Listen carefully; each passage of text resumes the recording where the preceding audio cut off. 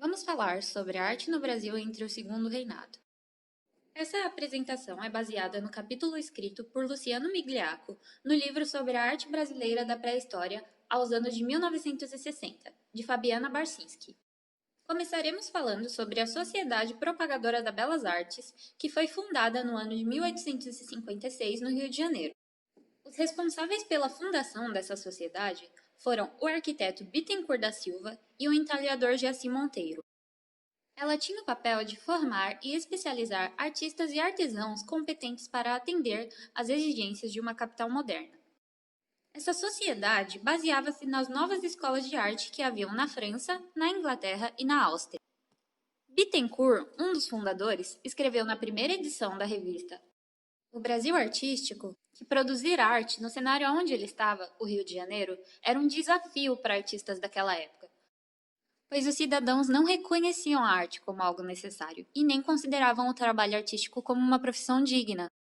Ele também diz que, ao educar os cidadãos e ensinar a importância da arte, teria como resultado mudanças na estrutura da cidade, nas edificações, nos móveis, nas vestimentas e em todos os objetos acerca de sua vida.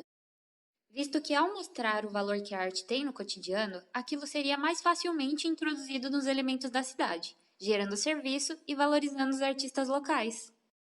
Para que esse plano fosse estimulado e concretizado, Bittencourt, com o apoio da sociedade, fundou o Liceu de Artes e Ofícios do Rio de Janeiro, em 1858, 2 anos após ter fundado a sociedade.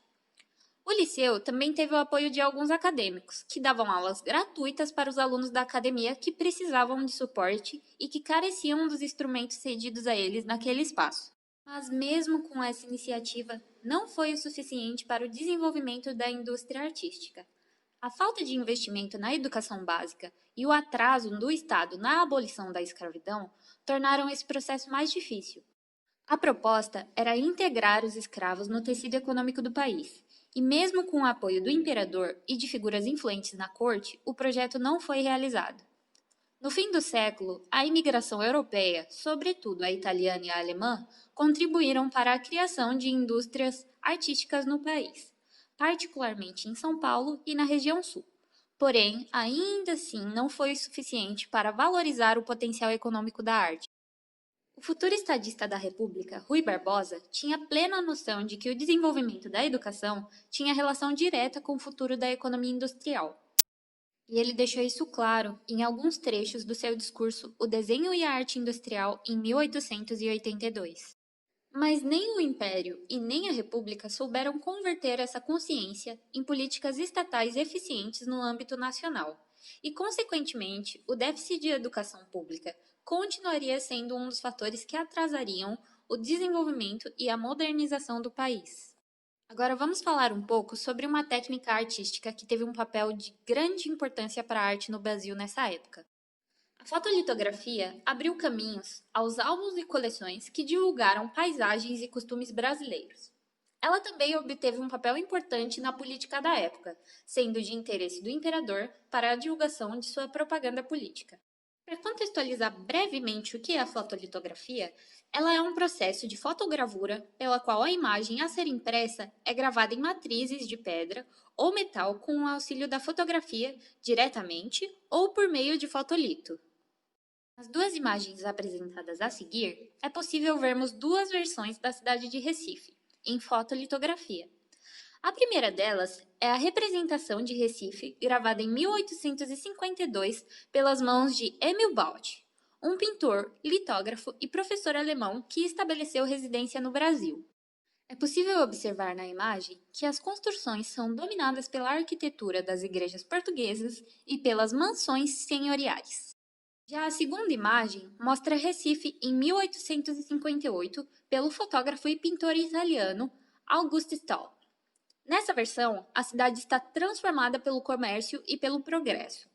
O espaço que antes era representado pelos costumes e presença dos escravos, agora cede espaço para a documentação do progresso. Anos à frente, em 1864, quando a Guerra do Paraguai se iniciou, a corte e os ministérios viram a necessidade de encomendar telas de grandes dimensões aos artistas, no intuito de criar uma epopeia nacional.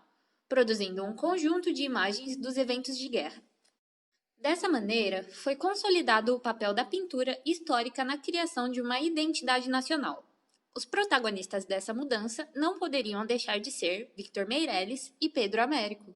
Inclusive, vamos falar um pouquinho sobre um desses artistas de tanta importância para o cenário artístico do país nessa época. Pedro Américo, artista nascido na Paraíba no ano de 1843, foi também historiador, filósofo, escritor, romancista e poeta. Mas sem dúvida, seu grande destaque foi como pintor. Sua obra esteve inserida na arte neoclássica, privilegiando temas históricos e personificações. Suas pinturas são fundamentais para se compreender o patriotismo criado entre os brasileiros. Pedro Américo é considerado um inovador na pintura brasileira daquela época. Em particular, a obra Batalha do Avaí foi uma das mais importantes de sua carreira. Retratou o acontecimento homônimo ocorrido 9 anos antes de Pedro Américo o pintar, isto é, em 11 de dezembro de 1868. Essa foi uma das principais batalhas travadas na Guerra do Paraguai. O quadro vincula-se ao gênero dos quadros guerreiros ou pinturas heróicas, e, por isso mesmo, foi encomendada com o propósito de enaltecer os heróis nacionais que estiveram na Guerra do Paraguai. No entanto, Pedro Américo não elaborou sua obra sob o formato de um nacionalismo simplista. Pelo contrário, introduziu na imensa tela de 50 metros quadrados uma interpretação que diluía as figuras heróicas em um todo quase apocalíptico. A visão de Pedro Américo sobre a guerra, e em especial sobre a batalha que deu o título ao quadro, não tomou partido da nação e dos militares. Trata-se de uma obra que procurou evidenciar o horror da violência perpetuada por todos os lados envolvidos, fossem brasileiros, paraguaios, argentinos ou uruguaios. O quadro sugere uma espécie de espiral sangrenta, na qual cada detalhe exprime alguma expressão de desespero, dor, ódio e etc. Outros detalhes, como a posição dos cavalos, a postura dos soldados e dos generais, não remetiam ao exato padrão heróico, que era impotência, superioridade, bravura e etc. Muito pelo contrário, os detalhes revelavam fraqueza, impotência, terror e até mesmo o aspecto dos vestimentos foram representados com sujeiras, rasgos, sangues e outros elementos. Essa obra, em conjunto com a de Victor Meirelles, Batalha dos Guararapes, obtiveram destaque na Exposição Geral de 1879, atraindo mais de 70 mil visitantes. Muita coisa para a época. Outra obra de Américo que também marcou sua carreira foi a tela Independência ou Morte, também conhecida como O Grito do Ipiranga. Essa obra foi encomendada pela família real, pois ela investia na construção do Museu do Ipiranga, atual Museu Paulista da USP. Foi produzida no ano de 1888, 66 anos após a proclamação.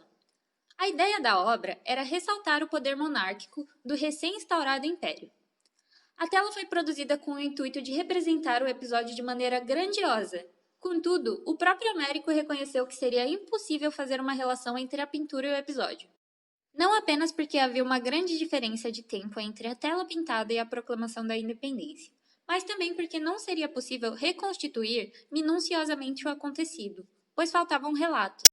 Mas mesmo com todos esses empecilhos, ele conseguiu com seu olhar figurativo eternizar o evento com elementos que fossem à altura das exigências da realeza e que representassem de modo sublime o monarca Dom Pedro em seu posto.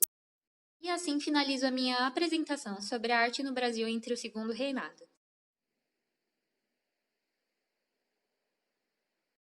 Vamos falar sobre a arte no Brasil entre o Segundo Reinado.